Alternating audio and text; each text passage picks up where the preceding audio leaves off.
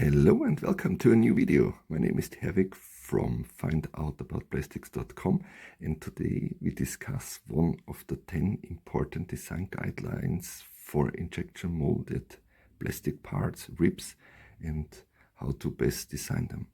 So I took here the design cube from Proto Labs, and we have here on this plate 4 different ribs. And the first thing we need to consider when designing ribs is to incorporate a draft angle. So when you look here, those 4 ribs, we have a draft angle, and it should be around 0.5 degrees to 1.5 degrees depending on the plastic you're using, and this we need to successfully eject the part after molding. So this is the first thing. The second important topic when designing ribs is the wall thickness of the ribs.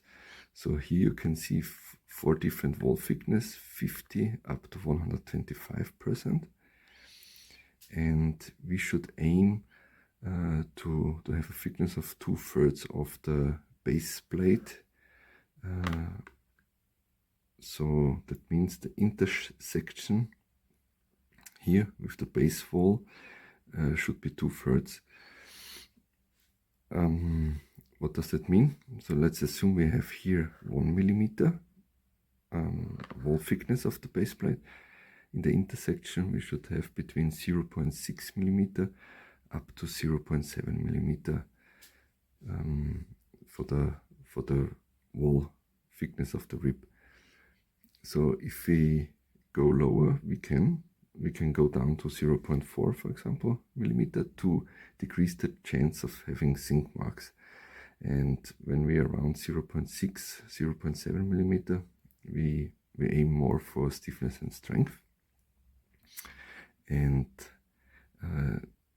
so to show you what it means to have sink marks, when we turn this now around, so we have here the 100% is the third rib, which means it has 1 millimeter thickness, and 125, so 1.25 millimeter. When I turn it around, I have to slightly, so now you can see we have here in this area sink marks, and this is really, you can clearly see it with the 100%, so the 100 millimeter, and also 125. And even below. So the best is to be in the range of 0.4, 0.5 millimeter to avoid the risk of having sink mark on the other side, especially if you have cosmetic parts. Let's turn it around again. So now we discussed the draft angle, the wall thickness of the rib, and now we need to know, okay, how high we should design such ribs. And here a value is to aim for 4 times the height of the wall thickness of the base plate. So if you have 1 millimeter base plate thickness, we should aim for 4 times 1 millimeter, so 4 millimeter maximum, to have the best in terms of stiffness and strength, and still be able to have a part with low sink marks, and also good for producing. So also to consider the design for manufacturability.